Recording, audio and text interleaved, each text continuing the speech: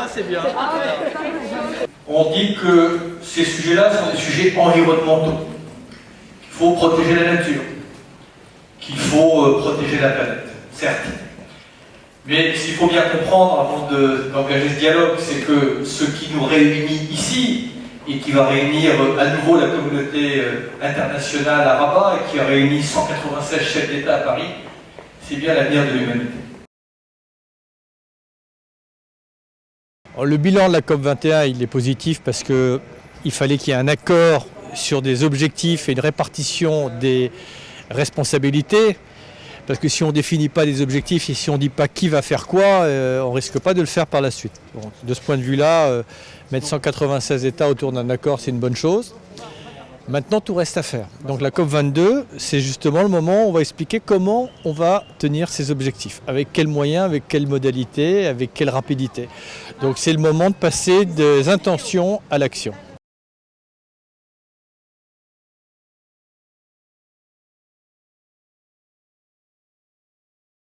Je pense que le mode de production agricole, que l'on appelle notamment l'agroécologie, permet simultanément de nourrir sainement les populations, de lutter contre les changements climatiques, parce qu'avec l'agroécologie, vous êtes beaucoup plus efficace en termes de stockage de CO2, et troisièmement, de fixer les populations et de leur donner une rentabilité, parce que c'est une agriculture qui ne vous met pas dépendante, notamment des engrais chimiques ou des grands semenciers. Donc oui, l'agroécologie peut être la réponse au changement climatique.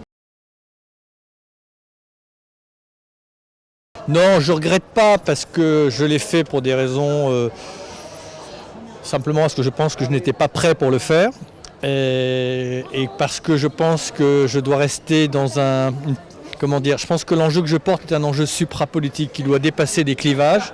Voilà. Je ne le regrette pas, mais en revanche, tous les jours, je m'attriste jusqu'à présent que les thèmes de la campagne soient si éloignés des thèmes que je porte. Voilà. Vous pensez qu'il y a des zones peuplées dans le monde aujourd'hui qui pourraient devenir inhabitables à l'horizon 2050 si le réchauffement climatique venait à dépasser les 2 degrés à cette date? Déjà, Nicolas Hulot, c'est quelqu'un d'assez éminent. Donc, c'est une personne que tout le monde connaît, que ce soit au Maroc ou bien dans n'importe quel pays.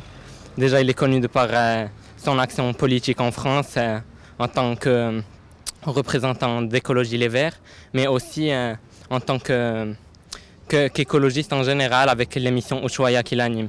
Donc pour nous, c'est d'une certaine manière un devoir de venir voir M. Nicolas Hulot. Je pense que le fait qu'ils viennent dans un lycée, c'est très important parce que sensibiliser les nouvelles générations, c'est ce qu'on doit faire dans l'état actuel des choses. Et puis avec la COP22 qui se tient au Maroc, la COP21, ça n'a pas forcément été... elle n'a pas eu l'impact qu'on attendait, donc c'est peut-être celle du dernier espoir, celle qui va se tenir à Marrakech. Et c'est pour ça que je pense que des personnalités comme lui, leur voix, elle peut être entendue. Et c'est pour ça que c'est important de les soutenir et de venir écouter surtout.